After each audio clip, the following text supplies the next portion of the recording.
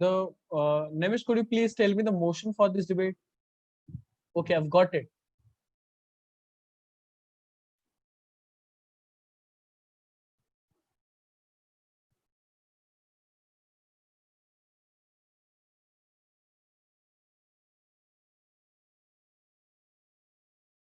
Hello and welcome all to the Behes online round 5.0. And this is the finals debate. We have two teams with us. They've been through a lot of debating today, and the team are team Gainsay Griffins. They are the proposition team, and the speakers of this team are Shivranjani Sharma, Ovi Kulkarni, Dia Parikh. On the opposition side, we have team It's Debatable, team code L012. The speakers are Varanya Malhotra, Arav Bharanya, Khushbu Gupta. And the motion that is being debated upon is that, contrary to the popular belief, democracy is not the best form of government.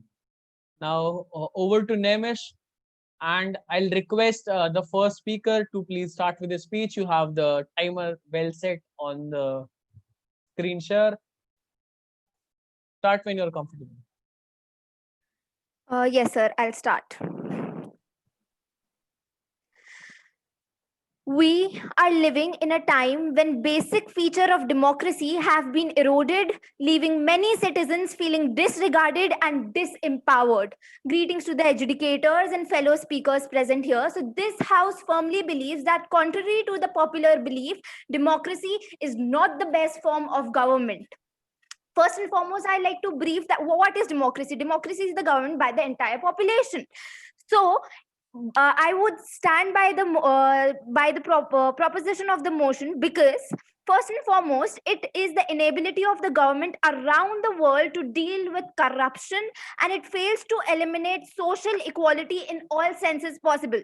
It delays decision making, and if we would have a monarchy instead, it would unite people. People would trust the monarch in that sense, and there is full sense of transparency in the democracy. But do we really think that it is a successful for the country to show each and everything happen in the democracy? Other countries can also see what are the politics, what are the things which are happening in your country. India before colonial times was more rich and more prosperous, because there wasn't democracy, there was monarchy, and everybody supported it. There was trust amongst all the people. It helps to bring a positive economic change, and there are like unnecessary rallies are also there, because people think it's their right for something like this. Like the Jat riots, we see so much destruction was created. It was really harmful for the entire citizens at that time, and really disturbing for everybody who were not even present there. Now during the pandemic, if there would be monarchy, it would much be helpful for us, because we would be richer, we would have better economic conditions. The monarch would have made sure to treat everybody equally. Now when I come to monarchy, so I will say that election is a major procedure happening in democracy. And do you know how much funds it requires to conduct the election procedure? And we cannot deny that still the government is corrupt. And talking about democracy, there is no transparency also. What about the PM Cares Fund? I would like to know from the opposition. And still there is racial discrimination. There is no social equality in US. US also has a democracy, right? Now, democracy is the medium which can be used to fool the people, which is generally done by the shrewd candidate. How is democracy then for the people, by the people, and of the people? There will be more trust for the country if there would be monarchy. There will be more stability, and leading parties in India have goons inside them. The literal members, the leaders of the parties are goons, we know that, but we are not doing anything against that. And we need to stand out from the popular belief and what the crowd believes. We have to have our own opinion in today's society, and it is historically proven that democracy isn't the best thing happening to us. And if we talk about the profit, good tourism will also be there in monarchy. Now, monarchies have monarchs also have morals. We can take the example from the famous movie Padmavat.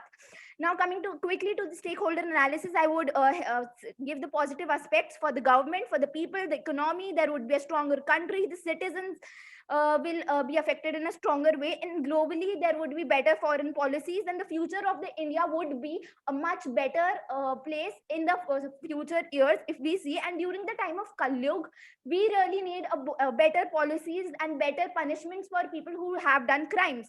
Monarchy is much cheaper than the republic. And as I would like to end my speech, what Winston Churchill said, no one pretends that democracy is perfect or all wise. Thank you to the educators and fellow speakers for listening to me so patiently.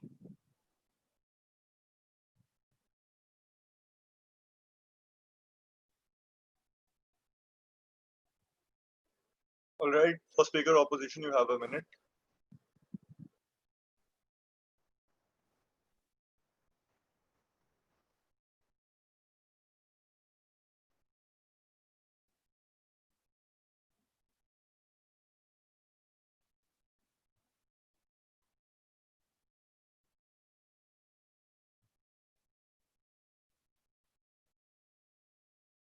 Can I start if I'm ready? Yeah, sure. Yeah, sure. You could go ahead. All right. Just a sec. So- Let me. Just a sec. Just a sec. I'm so sorry. Let me open a better stopwatch.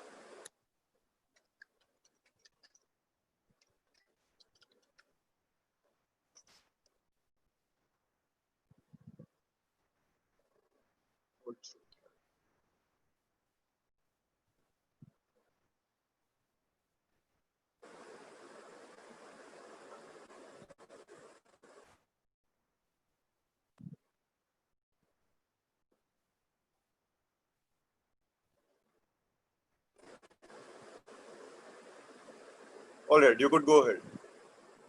Now let us start with the impracticality of comparing the real life situation to a Bollywood movie like Padmavat.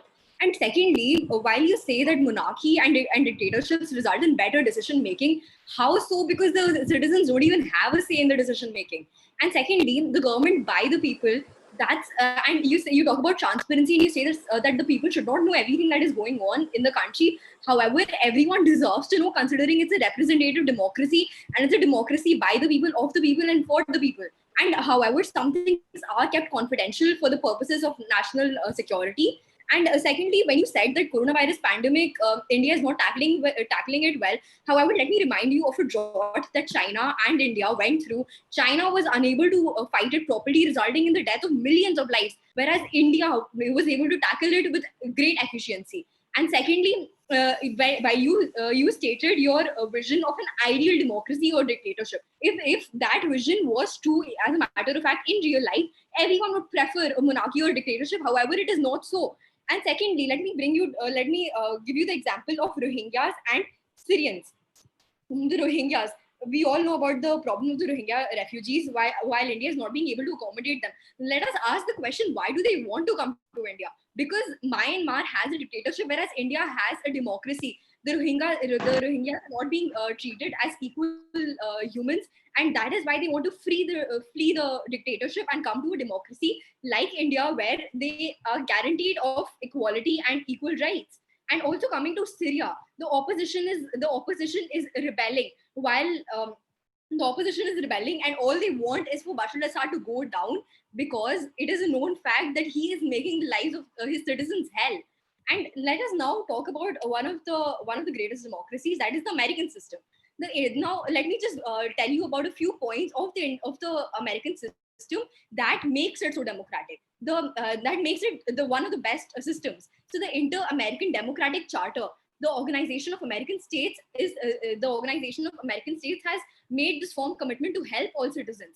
And now through the summit of the Americas, leaders have made specific commitments and they follow through on those commitments. The 34th General Assembly built on the Monterey Summit's democratic governance and transparency directives. And also the Declaration of Nuevo Leon recognized the valuable contributions of the civil society to public administration. And the Declaration on Security in the Americas define the various security threats our democracies face, among them terrorism and trafficking, which CICTE and CICAD are actively engaged in fighting, all because of a democracy. And now, while the proposition suggests that the democracy has been made a joke, there have been many reforms in the recent years to transform political parties to better the democracy. Just giving some examples, the anti-defection law was introduced to curb the growing trend of elected representatives who change political parties to become ministers or get cash rewards, thus decreasing corruption. The affidavit requirement was an order passed by the Supreme Court as a measure to curb the challenge of money and muscle power. The third measure was by the Election Commission, where for all political parties it was mandatory to hold regular elections and also file their income tax returns. Besides these, many suggestions were also made, and they will surely be followed through. And the point of the entire democracy is to grant freedom to the citizens. It represents the people. Thus, it is called the representative democracy. Who is representing citizens in monarchies and dictatorships? Well, no one, because the citizens do not have a say. And in democracies, there is a respect of human rights. Promotes and even democracy promote the human rights, and the UN has even stated that a democracy is the ideal form of government, because the UN has also implied this in the past, and thus I would like to rest my case. All right, thank you. Second speaker, proposition, you have a minute.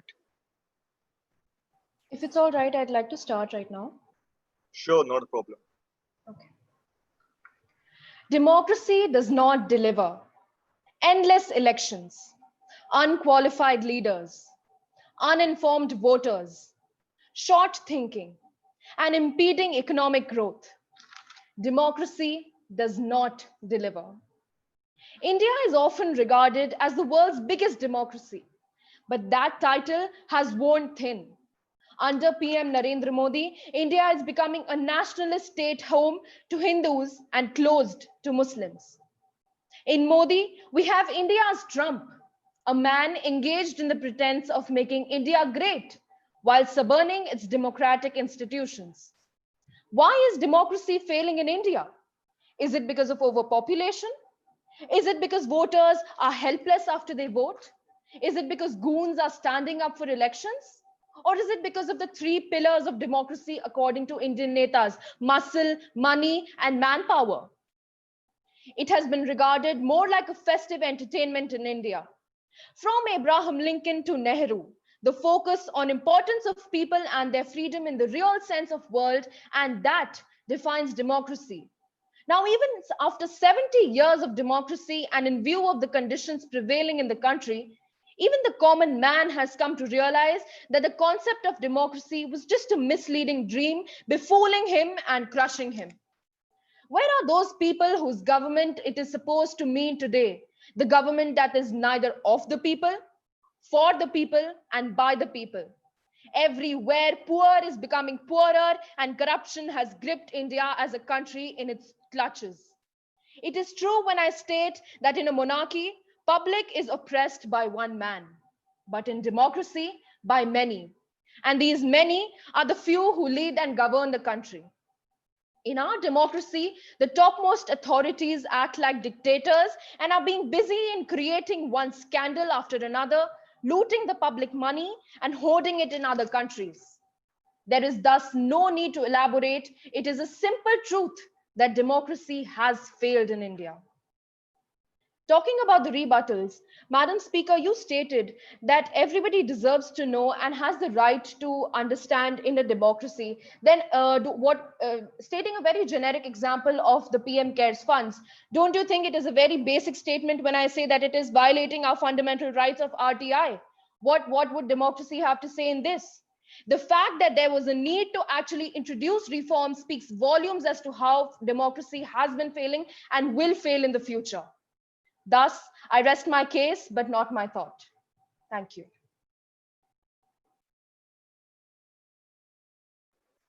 Second speaker from the team opposition, you got a minute.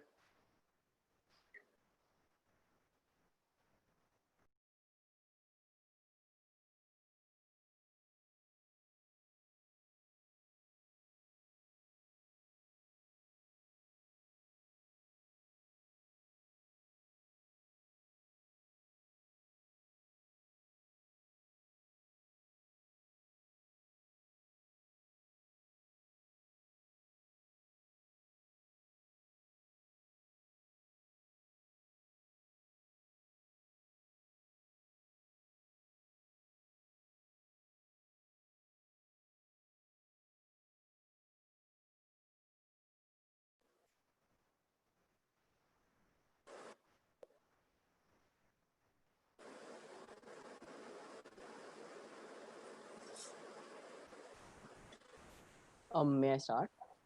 Yeah, sure. Okay, before I start, I would like to ask if I'm audible. Yeah. Okay, so good afternoon, everyone. Today, I, Arav Bharani, from the opposition team, will be speaking on the motion against the motion that democracy is not the best form of government. I agree with both of the previous proposition speakers that democracy is a type of governance which has many flaws. It has corruption, it does not have abrupt growth of economy. But if you compare it to types of governance such as dictatorship and monarchy, I think democracy is much better.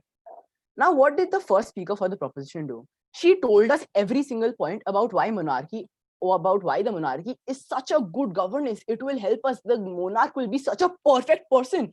He is the example of the epitome of mankind, and he will give his entire being for the lives of his people. Have you ever seen someone like this? No. It is not possible for a man to be like this. It is man's capability for justice that makes democracy that makes democracy possible. But it is man's inclination to injustice that makes democracy necessary. If you give so much power to a man, it will end up corrupting him. What the first speaker did was she gave all the ideals of monarchy and she took all the bad points of a democracy to show it. If you want to take an ideal monarchy, take an ideal democracy too. In an ideal democracy, everyone wants to be for the good of people. Everyone puts their brains together. 2 plus 2 will be equal to 100. And putting together, every single problem will be solved. But is that what happens?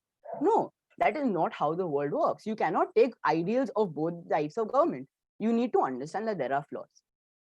The flaws in a democracy, while they are there, you know about the flaws. But in a monarchy, flaws can be easily hidden. That is why we do not understand.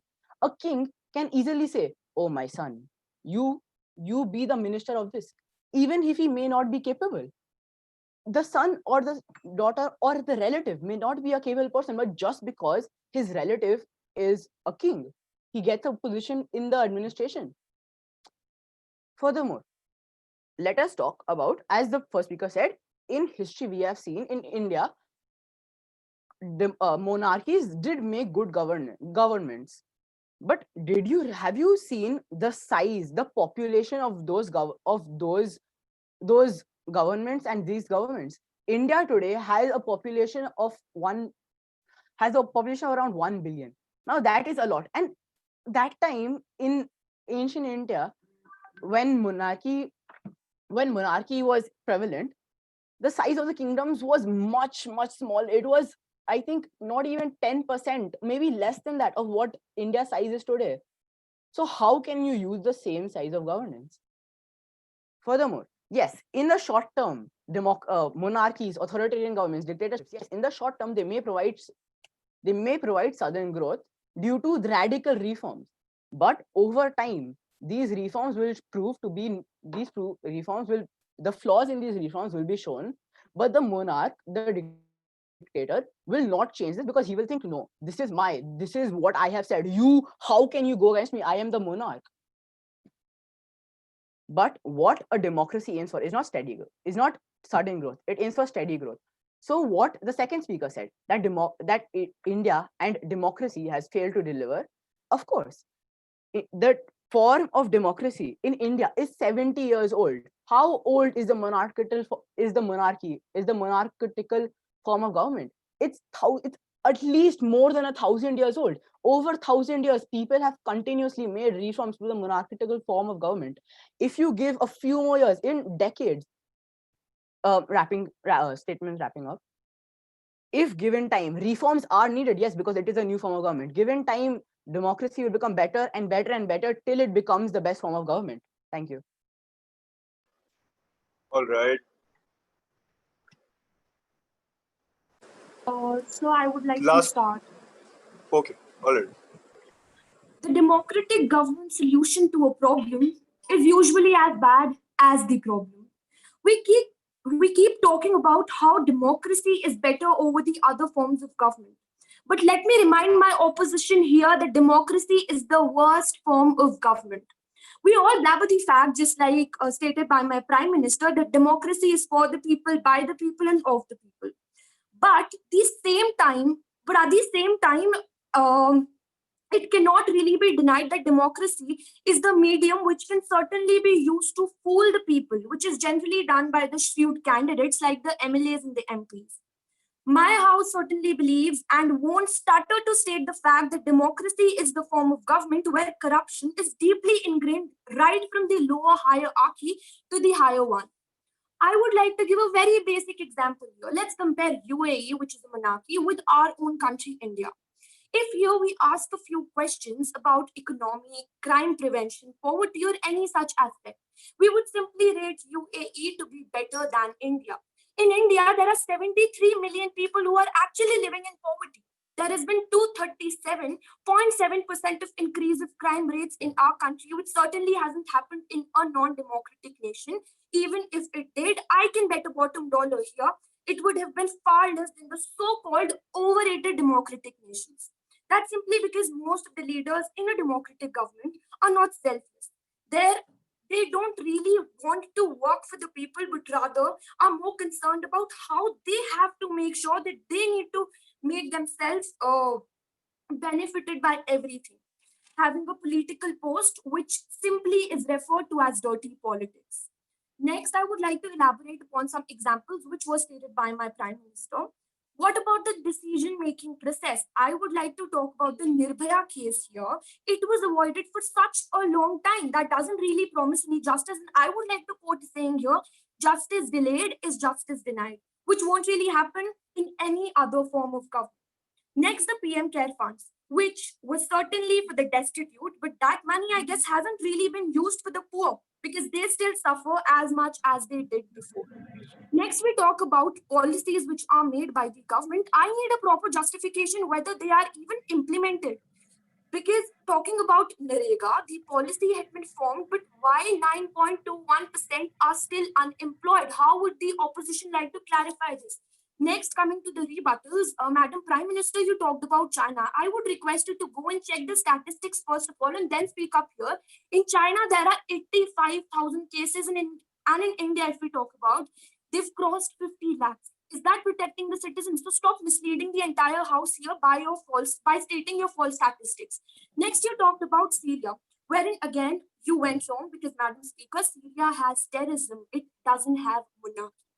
Next, we talked about the protection of human rights. Well, that's the reason domestic violence, rapes, and other such things take place, and the victims aren't even given justice even after they lose their lives. How would you like to justify this particular point?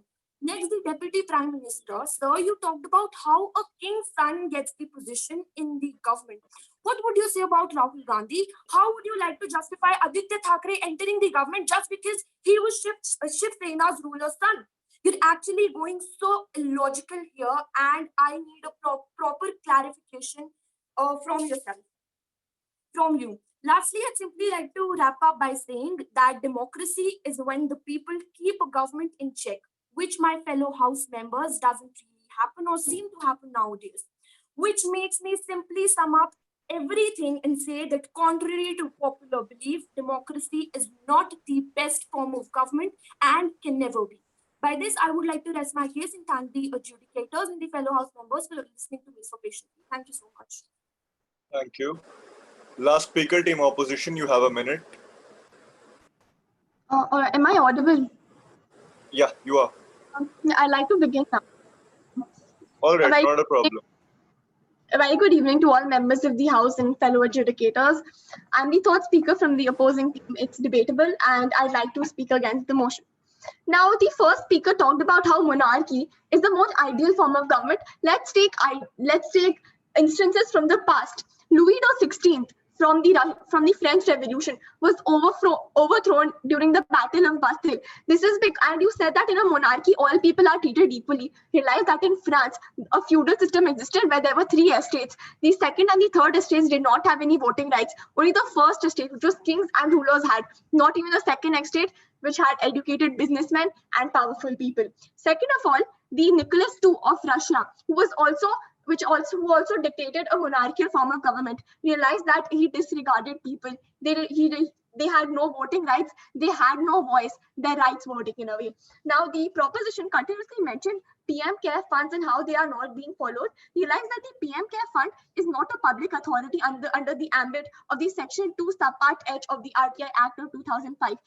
The proposition also talked about the Narega. Realize that it has been amended to Manrega, which is the Mahatma Gandhi National Regular Employment Act, and the report you stated was from before, was from a time when this reform had not taken place. Secondly, when talking about talking about the Nirbhaya case, justice delayed is justice not given. I agree, but in a dictatorial form of government or in a monarchical form of government, realize that there is no type of justice in the first place. If justice is not guaranteed, it's obviously not justice. But over here, at least some form of justice is guaranteed. Then you talk about how political leaders illegally enter a party and then take power. Realize that this is what reforms are for. This is what an election commission is set up for. There are certain rules, certain regards which have to be followed during elections, and when illegal activities take place, these things are taken care of. Second off, coming to other countries, when you talk about Syria having terrorism, realize that Bashar al-Assad is still in power, even though it is not a democracy, even though it is still a monarchy or whatever you want to call it. These citizens do not have all their rights taken away and cannot perform anything they want to. So terrorism does not play a role here, but the form of government does, which is why a democracy is needed, which is why every single country in the Middle East has been longing for a democracy, and which is why countries like USA has been supporting them, because they are associated to a democracy. You muted Khushbu. Have I been mute throughout? No, just 15 seconds. All right. Till what part did you hear? So sorry, I wasn't listening very attentively, but just 10 seconds, just the past 10-15 seconds. All right. So, which is why countries countries in the Middle East have been longing for a democratic form of government. Now, in countries like Saudi Arabia, but until 2015, women did not have the right to vote. How do you call that a democracy? In Estonia, their citizenship did not belong to people. It is not a democracy, which is why there has not been adequate representation of people, which is why a democracy, a proper democracy is needed. In Fiji, the electoral system is such that the vote of an indigenous Fiji is more accountable than that of an Indian Fiji. Then coming to countries like China, where other parties are not allowed to contest, which is why when the famine or the scarcity of food took place both in India and China, the scarcity was more in China because of the magnitude of the deaths that took place, because there was not because the government was not accountable for it, which is why democratic government is a better government, because it is more accountable. Second of all, this also improves the quality of decision making, not only the decision made. It provides a method to deal with the differences and conflicts, the minorities when it comes to religions and many other aspects which are not covered up in any other form of government. Take into account Switzerland, where the ZANU PF has been ruling ever since their independence, and elections are not held regularly, which is exactly why a democratic form of government is required. So to conclude, the three pillars of democracy are not power, money, and manpower, but legislature, executive, and judiciary. Thank you. Hence, I like to rest my case. Thank you. That was a pretty heated debate, overflow in emotions and all. Now we're going to go ahead with the ritualistic community discussion. Even though we're online, nothing's going to stop us from doing that. So I hope the audience, all the adjudicators and the people listening to the debate are kicking and alive. I could see you. Your cams are shut off, but please go ahead and let us know what you thought about the debate and what you thought about the topic in general and how it went ahead. So anybody who's out here, you could just unmute yourself, start showing us your faces and go ahead with it.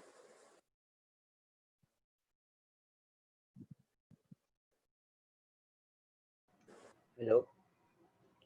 Hi. Hi, Arendra. Yeah, so like I will give the opinion. According to me, the debate was pretty equal, and both of the sides had really nice arguments. And in my opinion, I personally believe that yes, democracy now the state of democracy is not at all nice because of the various things which have happened. And as stated by the proposition team, how BJP party has turned India into a Hinduist state. So one fact, like I believed it could have been one example, is the Rajya Sabha meeting which happened 28th September.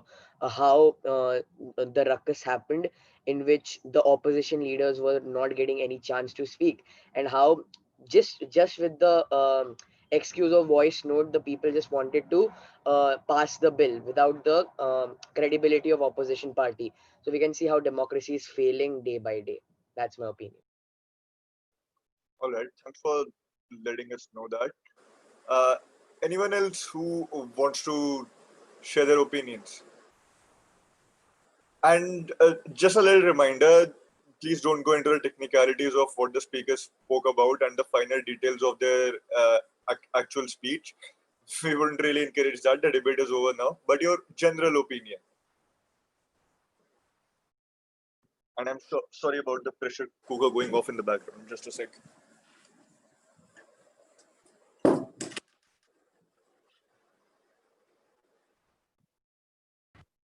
I felt that both teams spoke equally well and presented some very strong arguments both for and against democracy.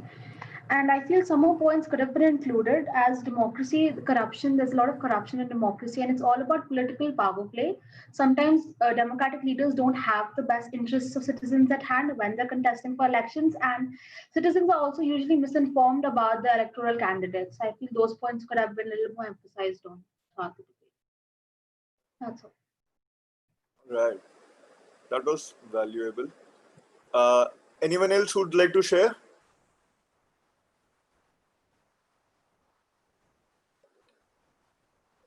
Debaters, if you want to say something other than what I just told you about, if you want to say anything, share something, please go ahead.